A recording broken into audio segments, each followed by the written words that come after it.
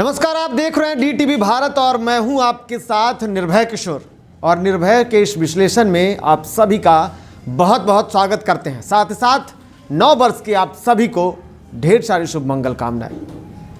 बात कोरोना पर आज करेंगे। देश में जिस तरीके से नए संक्रमण की रफ्तार लगातार बढ़ती जा रही है, पहले कोरोना, उसके बाद ओमिक्रॉन, क्योंकि अब ओमिक्रॉन के साथ साथ एक नई बीमारी ने दस्तक दे दी है। भले ही वो भारत में नहीं है, इजराइल में एक नई बीमारी ने दस्तक दी है। रूप कोरोना का ही है, वेरिएंट नया है और ये लगातार लोगों को परेशान कर रहा है। जिस तरीके से संक्रमण का ये आंकड़ा बढ़ता जा रहा है, आपको शायद जानकर हैरानी होगी। और हैरानी की बात नहीं है अगर इसे कहूँ तो, क्योंकि जनवरी 1 तारीख है आज, और मार्च तक अगर आपके राज्य में लॉकडाउन लग जाए तो शायद आप इस बात को सुनकर के थोड़े परेशान होंगे, लेकिन ये तय है। ये तय क्यों है, हम इस पर आज चर्चा करेंगे। और आज का जो मुद्दा है वो 3 मुद्दे हैं और इस 3 मुद्दे पर बात करेंगे। आज के चर्चे की सबसे बड़ी जो बातें होंगी उसमें सबसे खास ये है कि बिहार में मास्क लगाना जरूरी नहीं। क्या बिहार के लोग मास्क नहीं लगाएंगे? दूसरा जो मुद्दा है, क्या है सरकार की तैयारी, लॉकडाउन की तैयारी चल रही है क्या बिहार में? सवाल इस पर भी होगा और इसके बारे में भी आपको जानकारी देंगे। और इसके साथ आपको बताएंगे कि नए साल में बिहार को तोहफा मिला है। वो क्या तोहफा है उस पर भी चर्चा करेंगे। लेकिन सबसे पहले बात, बिहार में मास्क लगाना जरूरी नहीं क्या? देखिए, बिहार में जिस तरीके से स्थितियां हैं, नए साल की शुरुआत तो हुई काफ़ी शानदार, लेकिन इसे शानदार इसलिए नहीं कहा जा रहा क्योंकि जब उद्यानों में ताले जड़ दिए गए, जब सारे पार्कों को बंद कर दिए गए, जब एक नए पर्यटन के तौर पर उभरता हुआ राजगीर में रोपवे और इसके अलावा वहाँ की जो खूबियाँ थी उसको देखने के लिए जब पर्यटक वहाँ पहुँचे तो उसे भी ताले से जड़ दिया गया था। सुरक्षा वहाँ भी बढ़ा दी गई थी, लोगों को जाने से मनाही थी।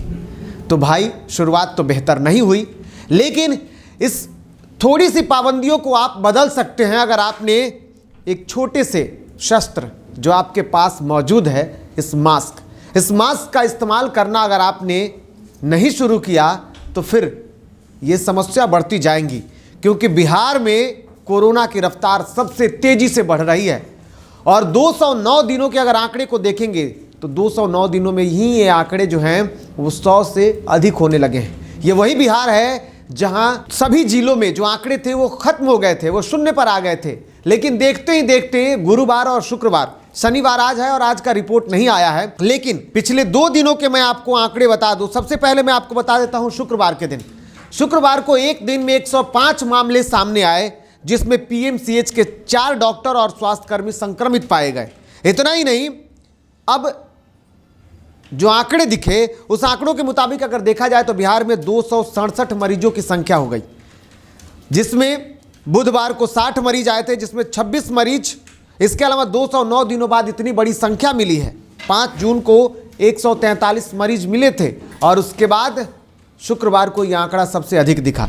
इसके अलावा आपको बता दूं कि उसके बाद जो आंकड़े दिखे उसमें उसके पिछले दिन जो आंकड़े थे वो भी उससे ज़्यादा दिखे थे। लेकिन इस तरीके से आंकड़े बढ़ रहे हैं, ऐसे में अब कहा जा रहा है कि बिहार में कोरोना संक्रमण की जो रफ्तार है वो 1.6 गुना है, यानी कि रफ्तार काफ़ी तेज़ी से बढ़ रही है। और ऐसे में बढ़ते हुए रफ्तार को रोकने के लिए आपको मास्क लगाना जरूरी होगा। डेल्टा और डेल्टा प्लस जो वेरिएंट है ये परेशान तो कर ही रहा है। बिहार में तीसरी लहर की आशंका लगातार बढ़ती जा रही है और ऐसे में अब इसको लेकर के जो जानकारों का मानना है कि मार्च से पहले बिहार लॉकडाउन की स्थिति में आ जाएगा, क्योंकि जिस तरीके से ये आंकड़े बढ़ रहे हैं। और ऐसे में ये आंकड़े बढ़ रहे हैं तो इसे रोकने की जिम्मेदारी आपकी है। ये अलग बात है कि सरकार ने पिछले दिनों बैठक कर ली। बैठक के बाद ये फैसले लिए गए हैं कि जितने भी बाजार हैं जहां अधिक संख्या दिखती है वहां जल्द से जल्द उस बाजार में भीड़ को पाबंदी के साथ रोकने की कोशिश की जाए। इसके अलावा सभी दुकानों पर अब एक बार फिर से सोशल डिस्टेंसिंग का पालन कराने, लोगों को जागरूक करने की जानकारी दी जाए। साथ ही साथ एक और बात कही गई है और खुद स्वास्थ्य मंत्री मंगल पांडे ने इस बात की जानकारी दी है। कहा यह गया है कि सभी लोगों को, जो लोग घर पे हैं, उन लोगों को कोरोना के टेस्ट करने की जानकारी घर पर दी जाए और इसके लिए बाज़ाब्ता लोगों को जागरूक करने की ज़रूरत है। किस तरीके से लोग वेबसाइट पर जाएंगे और जानकारी जुटा सकते हैं कि क्या उन्हें सच में कोरोना हुआ है, और अगर हुआ है तो इसकी जानकारी तेज की जाए। साथ ही साथ सरकार ने 24 घंटे कोरोना जांच के लिए सख्त आदेश दिए हैं बजाबते। इसके लिए कैंप लगाए जाएंगे और कैंप के माध्यम से टेस्ट की प्रक्रिया होंगी वो तेज की जाएंगी। इसके अलावा टेस्ट के साथ साथ जो पहले ही रूल बना दिए गए थे ट्रेसिंग की प्रक्रिया उसको भी तेज की जाएगी। आपको बता दूं कि ओमिक्रॉन का खतरा बिहार में भी आ गया है। मरीज की पुष्टि हो गई है। एक मरीज था जो अपने भाई से मिलने, उसका भाई विदेश से आया हुआ था और विदेश से आने के बाद वो उससे मिलने दिल्ली गया हुआ था और दिल्ली से आने के बाद पटना में वो संक्रमित पाया गया। उसमें ओमिक्रॉन का सिम्टम्स दिखा, उसके बाद जांच हुई तो वो पुष्टि हो गई। अब उसे फिलहाल पूरी सुरक्षा के बीच में रखा गया है और इसे रोकने की तैयारी लगातार चल रही है। कोरोना के दूसरी लहर में जिस तरीके से देश की स्थितियां रही, बिहार की भी स्थितियां रही, सरकार लगातार कोशिश कर रही है। सभी जिलों को ऑक्सीजन सिलेंडर पहुंचाने की बात की गई है। दवाइयां सभी अस्पतालों को पहुंचाई जाएंगी। इसके अलावा ग्रामीण क्षेत्रों में अस्पताल जो होंगे उनको, और साथ ही साथ जो भी शहरी निकाय में जो भी अस्पताल होंगे, पीएचसी होंगे, सभी को दुरुस्त करने की बातें कही गई। यानी कि सरकार का ये कहना है कि इस बार लड़ने की हम पूरी तैयारी में हैं, लेकिन ये तब भी संभव है जब आम जन जो है वो इसका समर्थन करते हुए दिखे। अब ऐसे में कोरोना कि इस दौर में मार्च में ही कोरोना वेरिएंट और बढ़ने हुए खतरे, और खतरे के साथ साथ एक नई बीमारी फ्लोरीन की जो जानकारी सामने आई है, और अब मार्च तक लॉकडाउन की क्यों उम्मीद की जा रही है। तो आपको जरा से एक बार पुरानी स्थितियों पर मैं लेकर के चलूं तो आपको दिखा दूं। सबसे पहले जो तस्वीरें बिगड़ी थी, यानी कि कब कब कोरोना जो रहा वो पूरी पीक पर रहा, इसमें बिहार भी रहा। तो आपको बता दूं कि स्वास्थ्य विभाग के आंकड़ों को जब मैंने देखा तो साल 2020 की याद आई। साल 2020 सबसे पहले देश में कोरोना का खतरा दिखा था। जब कोरोना पीक पर था उस वक्त तो संक्रमण का जो मामला था बिहार में वो था 32,716। दूसरी लहर के दौरान 6 मार्च को 1,01,54 संक्रमितों का आंकड़ा था। वो मार्च का ही महीना था, मार्च ये भी था। रफ्तार जनवरी से शुरू हुई है। 1.6 के आंकड़े के हिसाब से अगर रोज दिन कम से कम 100 से 150 मरीजों की पुष्टि की जाती है तो देखते ही देखते अगर 90 दिन के आंकड़े को देखेंगे तो फिर वो धीरे धीरे वो आंकड़ा हजारों और फिर लाखों में चला जाएगा। इसलिए इसके लिए बचाव जरूरी है। तो उसके बाद दूसरी लहर की तस्वीरें दिखी। साथ ही साथ जब मामले आगे बढ़ते गए तो मौजूदा समय में कोरोना संक्रमण के मामले बढ़कर काफ़ी अधिक हो गए थे और उसकी तस्वीरें भी दिखी थी। एक दिन में 132 नए पॉजिटिव केस मिले। स्वास्थ्य विभाग ने राज्य समितियों से कार्यपालक निदेशक संजय कुमार ने ही इस बात की जानकारी दी है और उन्होंने कहा है कि बिहार में 1.6 की रफ्तार से कोरोना चल रहा है। तो अब इस खतरे से बचने की ज़रूरत है। तो आपसे निवेदन है कि मास्क लगाएं। अगर आप मास्क नहीं लगा रहे हैं, क्योंकि अधिकतर लोगों को मास्क के साथ नहीं देखा जा रहा है, और जिन लोगों को देखा जा रहा है वो लोग मास्क तो लगाते हैं लेकिन वो मास्क सही नियम कायदे कानून को फॉलो नहीं करता है। ऐसे में हम ये बातें लगातार कह रहे हैं कि पटना पुलिस से नहीं बल्कि बिहार पुलिस को अब कैमरे से लैस कर दिया गया है। जांच की प्रक्रिया अब तक दिख नहीं रही है। सिर्फ ये कह देने से कि तैयारी तेज है संभव होता दिख नहीं रहा है। फिर से बिहार में लॉकडाउन लगना संभव होता सा दिख रहा है। अगर ऐसे में जिस तरीके से शुरुआत के पहले दिन ही दिखा इस साल का, हर जगह तालेबंदी, क्या फिर से तालेबंदी की तरफ हम आगे बढ़ेंगे? इसलिए हमें सचेत रहने की ज़रूरत है। अब बात होगी कि सरकार की क्या है तैयारी। सरकार की तैयारियों के मुताबिक अगर देखा जाए तो सरकार ने कुछ तैयारियां की हैं। इसमें सबसे अधिक जो बात है वो है वैक्सीनेशन को लेकर के। वैसे तो देश ने वैक्सीनेशन में अपनी एक अलग परचम लहराया है, लेकिन उसके बावजूद भी सरकार को अभी और तैयार होने की ज़रूरत है।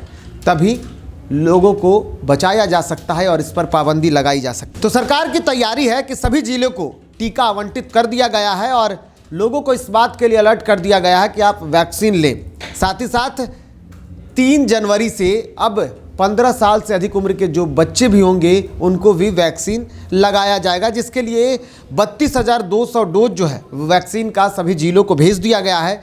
3 जनवरी से 15 से 18 वर्ष के किशोरों को अब टीका लगेगा और इसके लिए 1 तारीख यानी आज से ऑनलाइन रजिस्ट्रेशन शुरू हो गया है। उत्तर बिहार में 26.38 लाख किशोरों को टीका लगेगा। 16 प्रखंडों में स्थित 126 स्कूलों में इसके लिए बाजाबते कैंप लगाए जाएंगे जो वैक्सीन की प्रक्रिया को जल्द से जल्द तेज करेंगे। हालांकि वैक्सीनेशन के बावजूद भी सुरक्षा की ज़रूरत है, क्योंकि जिस तरीके से कई ऐसे देश रहे हैं जहां पर कोरोना के दूसरी डोज के बाद एक बूस्टर लेने वाले लोगों को भी ओमिक्रॉन ने परेशान किया है। और अब बात अगर फ्लोरीन की होने लगी है तो इसके भी आंकड़े लगातार बढ़ते जा रहे हैं। और स्वास्थ्य विभाग ने राज्य समितियों से कार्यपालक निदेशक संजय कुमार ने ही इस बात की जानकारी दी है और उन्होंने कहा है कि बिहार में 1.6 की रफ्तार से कोरोना चल रहा है। तो अब इस खतरे से बचने की ज़रूरत है। तो आपसे निवेदन है कि मास्क लगाएं। अगर आप मास्क नहीं लगा रहे हैं, क्योंकि अधिकतर लोगों को मास्क के साथ नहीं देखा जा रहा है, और जिन लोगों को देखा जा रहा है वो लोग मास्क तो लगाते हैं लेकिन वो मास्क सही नियम कायदे कानून को फॉलो नहीं करता है। ऐसे में हम ये बातें लगातार कह रहे हैं कि पटना पुलिस ही नहीं बल्कि बिहार पुलिस को अब कैमरे से लैस कर दिया गया है। जांच की प्रक्रिया अब तक दिख नहीं रही है। सिर्फ ये कह देने से कि तैयारी तेज है संभव होता दिख नहीं रहा है। फिर से बिहार में लॉकडाउन लगना संभव होता सा दिख रहा है। अगर ऐसे में जिस तरीके से शुरुआत के पहले दिन ही दिखा इस साल का, हर जगह तालेबंदी, क्या फिर से तालेबंदी की तरफ हम आगे बढ़ेंगे? इसलिए हमें सचेत रहने की ज़रूरत है। अब बात होगी कि सरकार की क्या है तैयारी। सरकार की तैयारियों के मुताबिक अगर देखा जाए तो सरकार ने कुछ तैयारियां की हैं। इसमें सबसे अधिक जो बात है वो है वैक्सीनेशन को लेकर के। वैसे तो देश ने वैक्सीनेशन में अपनी एक अलग परचम लहराया है, लेकिन उसके बावजूद भी सरकार को अभी और तैयार होने की ज़रूरत है, तभी लोगों को बचाया जा सकता है और इस पर पाबंदी लगाई जा सकती है। इसके अलावा पटना में 68 लाख पार जो वैक्सीनेशन की प्रक्रिया रही वो पटना में 68 लाख पार रही, जिसमें 31 लाख लोगों को दोनों डोज लग चुका है। ये सिर्फ पटना, जबकि पूरे राज्य की अगर बात की जाए तो 5.78 करोड़ लोगों ने सिंगल डोज लिया है, जबकि 4.22 करोड़ लोगों ने दोनों ही डोज ले लिया है। इन सब के बावजूद भी सुरक्षा की जिम्मेदारी आपकी है। सुरक्षित रहने की ज़रूरत है, क्योंकि जब तक आप सुरक्षा नहीं बरतेंगे बिहार में कोरोना संक्रमण को रोकना मुश्किल होगा। और आने वाले दिनों में बिहार में लॉकडाउन लगना तय माना जा रहा है, क्योंकि जिस रफ्तार से कोरोना के संक्रमण बढ़ रहे हैं, सिर्फ पटना ही नहीं बल्कि पटना के अलावा कई अन्य ज़िलों में भी लगातार ये स्थितियां देखी जा रही है। सबसे अधिक गया में भी देखी जा रही है। गया में भी रफ्तार जो है वो काफ़ी तेज़ी से बढ़ रहा है।